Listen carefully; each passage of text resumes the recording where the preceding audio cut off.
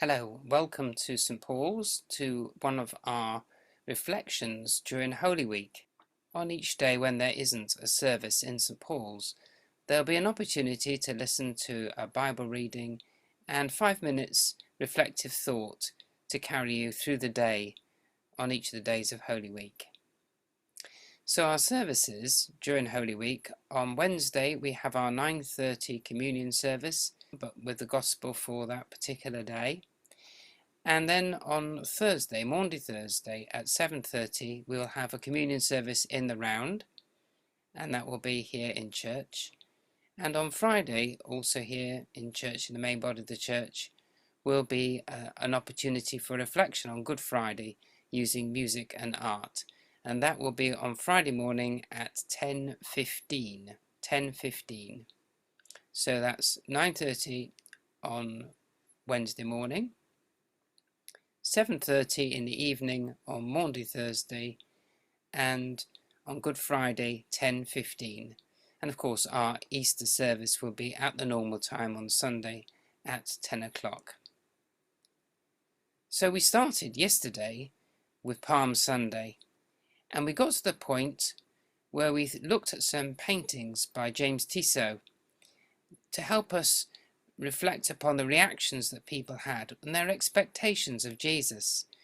And that really theme continues a little bit in our Gospel reading for today. Today's Gospel reading is from the Gospel of St. John, chapter 12, verses 1 to 11. And I'm reading from the New English Translation.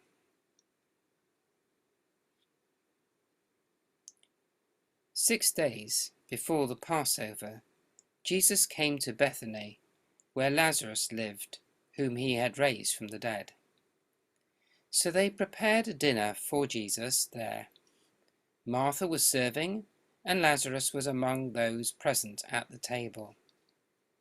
Then Mary took 3/4 of a pound of expensive aromatic oil from pure nard, and anointed the feet of Jesus.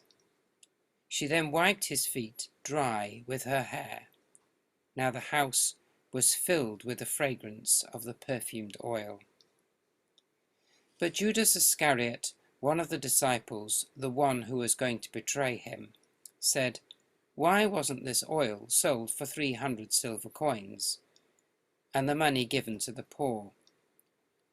Now Judas said this not because he was concerned about the poor, but because he was a thief.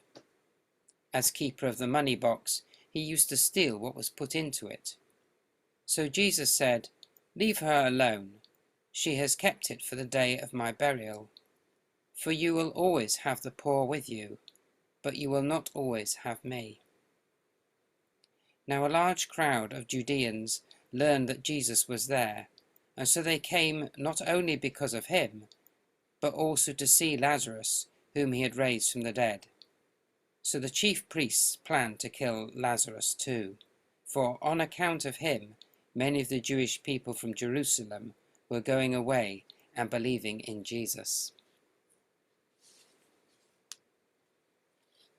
A few thoughts picking up on that, and if you're familiar with the stories of the anointing of Jesus, you will know that there's a little bit of confusion about what's going on where.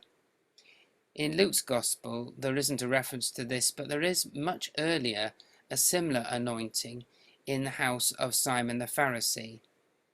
This, according to Mark and Matthew, occurs in the house of Simon the leper, and you couldn't be a Pharisee and a leper at the same time.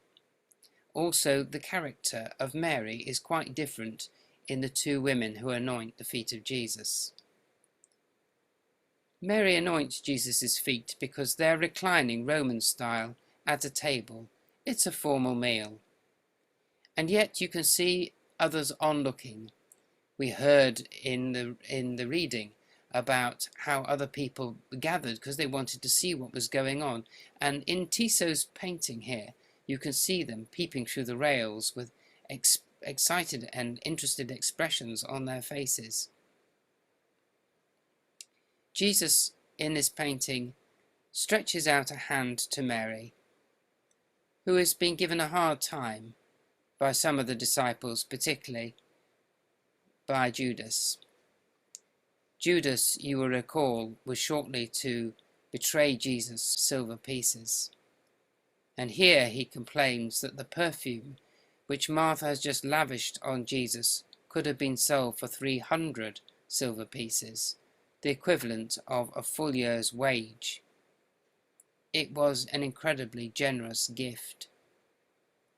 And sometimes it makes us ask the question about, well, surely that wasn't very good management of money, was it? And what about Jesus' statement that you'll always have the poor with you? It sounds a bit cruel and hard-hearted. But on the other hand, it's saying there is always work for us to do to help those in need. The bigger question really is the use of our resources and how we allow that to show our devotion to Jesus. Whether we hang on to everything that we can because we want something for a rainy day or this accident or that emergency, or we just want a bigger car or a bigger home or a bigger holiday. Mary has kept this, especially for a purpose. We don't know how she owned such an expensive jar of ointment, because women generally didn't own property in those days. So to have something that was the equivalent of a full year's wage was quite unusual. And it was a very special thing. It's not like she would have had lots of savings accounts. And Jesus recognizes that love and devotion as he tells the others that this has been used for a better gift, a better purpose, preparing him for burial. Perhaps she has got an insight into what's going on, whereas the disciples are still trying to piece the clues together and do not really understand what's happening or what's going to happen to Jesus. Tissot himself, as I mentioned yesterday in church, was a painter who devoted the latter part of his life to portraying the life of Jesus in painting. He's a very accomplished painter, and many of his works are quite famous. But this particular series is very useful in that you can see the eyes of a believer behind the paintbrush, and the expressions and the thoughts. They inspire us also to think about what is our reaction sometimes when Jesus shows us something to do that's quite extravagant or unusual.